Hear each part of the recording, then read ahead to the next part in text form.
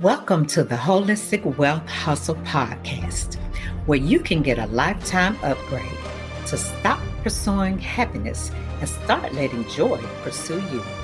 That's right, it's your turn to be pursued by pure joy. This is your host, Pamela Ramos Brown of Be Wealthy with Pamela LLC, celebrating 20 years as an experienced management consultant and personal coach. Are you in the mid-sized business race, a woman entrepreneur, solopreneur, or a professional who believes you can always do better for yourself and others? We're there with you, so you won't have to go alone. In every episode of the Holistic Wealth Hustle, we help decode the secrets of all elements of true wealth, not just financial, but also inclusive of life, love, and work. We exchange practical strategies, share inspiring stories, and offer actionable insights to help unlock our authority for the joyful life beyond what we envision. Let's go together from tolerating the ordinary to enjoying the supernatural. Today, we'll be talking about DEI, and the title is Who Would Imagine a Queen for a King? So DEI stands for Diversity, Equity, and Inclusion for Holistic Wealth in Life, Love, and Work. Yolanda Adams has a song called Who Would Imagine a King? And it's about Jesus' sacrifice, his salvation, and his love for the poor and the least of these. And no one expected the carpenter's son to be declared the king of man someday. And the same holds true for Martin Luther King Jr. and Coretta Scott King, because they had no idea that they would rise to the occasion either until they were called, and they said yes to the call and proceeded accordingly. So how could we talk about diversity, equity, and inclusion without talking about the king and queen of diversity, equity, and inclusion? That would be Martin Luther King Jr. and Coretta Scott King. We like to sum this up as substance over form. That's a very common term used in business. And this applies to them because in this particular case, they didn't just say yes to the call, they actually lived the life. It reminds me of this really old, but never forgotten Chicken of the Sea commercial starring Charlie the Tuna. We used to love Charlie the Tuna. And the whole message of the commercial was, we don't just want tuna with good taste, Charlie. We want tuna that tastes good. And so in diversity, equity, inclusion, we as diverse persons kind of want to reiterate that message. We want people to know that as diverse persons, we want experiences that leave a good taste in our mouths as well.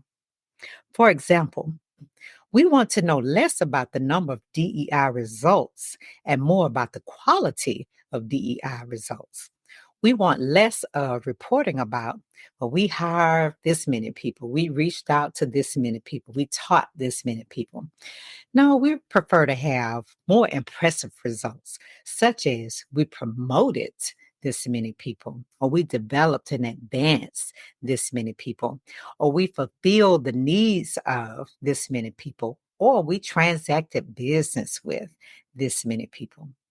So here's a recent example of a collaboration between Microsoft and the King Center. They did an immersive museum featuring Dr. Coretta Scott King. So Mrs. King, in this particular case, was just featured. They told about her life. They talked about her life before she even met Dr. Martin Luther King Jr. They talked about her life being married to Dr. Martin Luther King Jr. And they also talked about her life after she lost Dr. Martin Luther King Jr. So as a woman, as a minority, diverse, Black female, and as somebody who grew up poor, then she is a great example of somebody who has actually lived the life. We know a lot about Dr. Martin Luther King and all he has contributed to society. And so we want to shine a spotlight on her role, being by his side, and even the role and the things that she did before she even met him, and even after he was gone. So her family life included community service, faith, and perseverance. As a teenager in Alabama, where I'm from, where I grew up, during the formal Jim Crow years is when she was there. Thank goodness I wasn't. Her family home was burned down. And it wasn't because somebody left something cooking on the stove. It was because of some racist acts that happened where they were trying to harm her family. However, witnessing her parents' brave response and support from the churches and the community, she earned fortitude and faith. Now, this internal growth prepared her for her destiny as an agent for good trouble for the purposes of good change. As a student at one of the first historically Black schools, she further embraced nonviolence when she met peace advocate Bayard Rustin during his lessons on what he learned from Mahatma Gandhi and others. And in college, where she experienced a holistic approach to development of the whole person, she learned the true meaning of a purpose-driven life from education champion Horace Mann, who said, "Be ashamed to die until you have won some victory for humanity." So the question is, what have we done for humanity lately? Her own suffering from discrimination during her career compelled her to speak out publicly for the good of all, including the offenders who committed this discrimination because of their dissension into the abyss.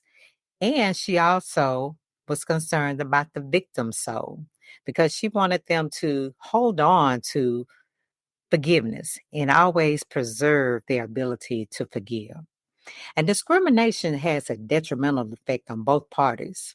It has an effect on all of the witnesses and the descendants of future generations. So, no matter when discrimination has occurred, even for us reading it now about discrimination that has occurred in the past, it affects us. For those in the future generations who will learn about it later, it will affect them. It affected all of the people who witnessed what was going on. And so discrimination has a detrimental effect on all parties. But did you know that she was a soloist? Now, I did not know that, but they have several samplings of her singing in this Microsoft Virtual Immersive Museum. And so I really hope that you guys will go and check it out. It is just an incredible collection of information about her life growing up, her life with her husband and King, Dr. Martin Luther King Jr., and her continuation of the legacy for him and herself after Dr. King was gone. So during her precious time as the queen to the king, she and he were a great example of love and respect because it says that the man is to love his wife and the woman is to respect her husband. And surely he loved his wife and his family, and surely she respected her husband. So they both had love and respect for each other. They got married in 1953 and later moved to Montgomery, Alabama in 1954 as Dr. King pastored Dexter Avenue Baptist Church. And we can all, knowing what we know now, knew that that was going to be a challenging move. However, that's what they did. That's what they were called to do, and that's what their hearts were, to help those less fortunate. And so in 55, the first day of the famous 381-day bus boycott, Dr. King had 20 minutes to prepare an outline for one of the most significant speeches of his life at that time. He spoke eloquently at the church to thousands of people. However, Dr. Coretta had the foresight to have the speech recorded and preserved for civil rights and Black history we celebrate each year. That's a definitive example of respect. So go, Dr. Coretta King. We appreciate what you have done and how you were thinking at that time. The year 1956 is when the Supreme Court ruled that bus discrimination is unconstitutional, and it was also the same year that the King family house was bombed. Wonder why there's a coincidence between that. The bombing attack affirmed her commitment. It didn't scare her away. It actually affirmed her commitment. So that is, again, another definitive example of respect and love. And in 59, both went to India to learn from Mahatma Gandhi regarding nonviolence and inspiration for women's leadership. At 62, Mrs. King, she attended an international U.S. Women for Peace delegation and also attended a disarmament conference. So as you can see, she was very busy. She was doing a lot of great things for our people, for women, and for our society at large. And in 64, Dr. King won the Nobel Peace Prize for his speech and demonstration of brotherly love for all. And of course, Coretta Scott King was right there by his side through it all and all the way up to the point. Together, they taught their kids that religious values are to be extended beyond the church. It's not just for Sunday. And these values are supposed to reach society for the improvement of all of humanity, especially the least of these. That's one example also of agape love.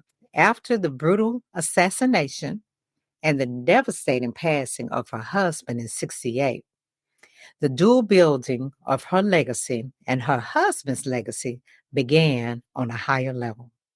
Immediately after Dr. King's death, the late Representative John Conyers initiated a bill to recognize his birthday as a national holiday.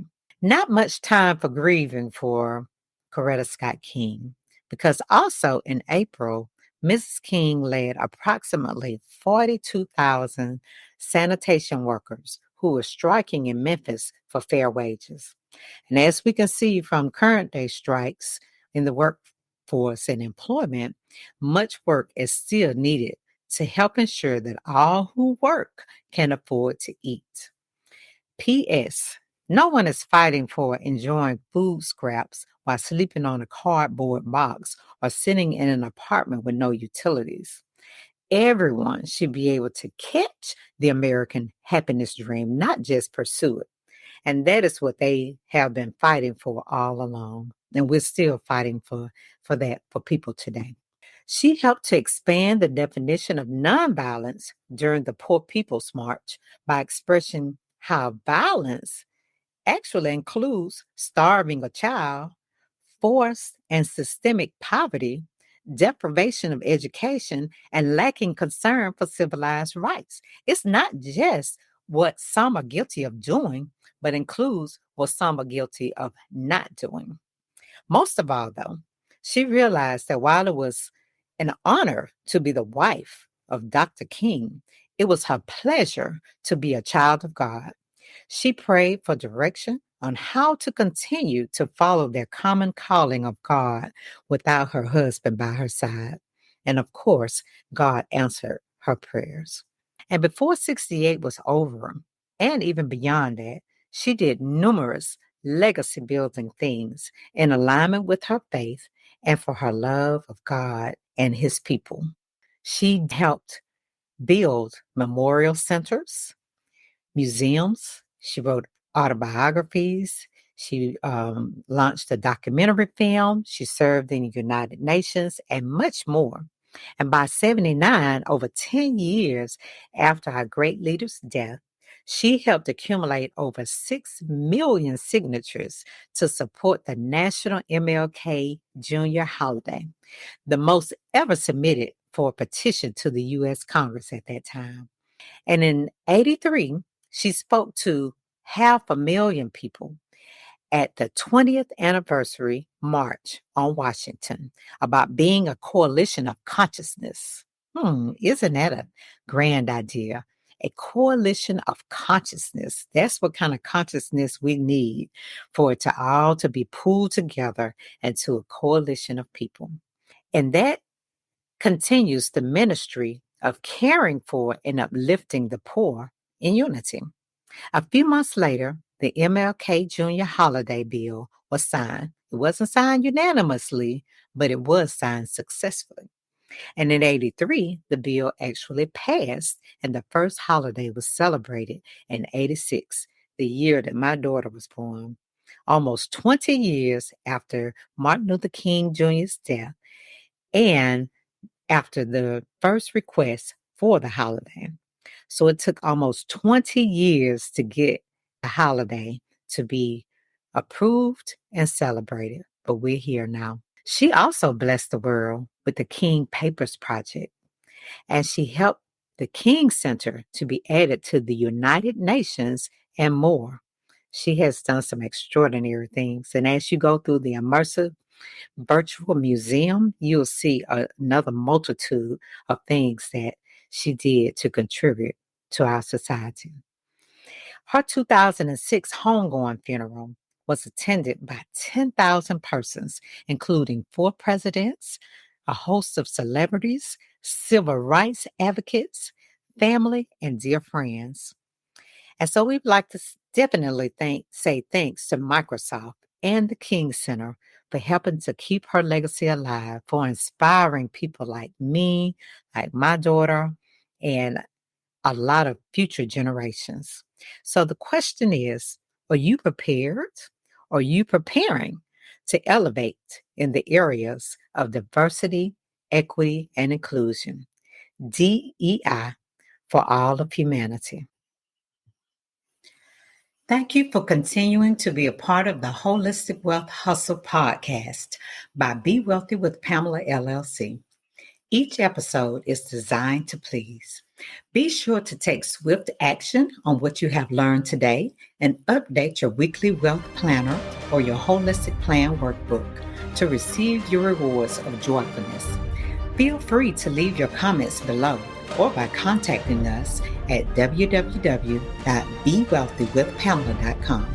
That's B-E Wealthy with PAMELA.com. Please subscribe, share, stay tuned, and let joy pursue you.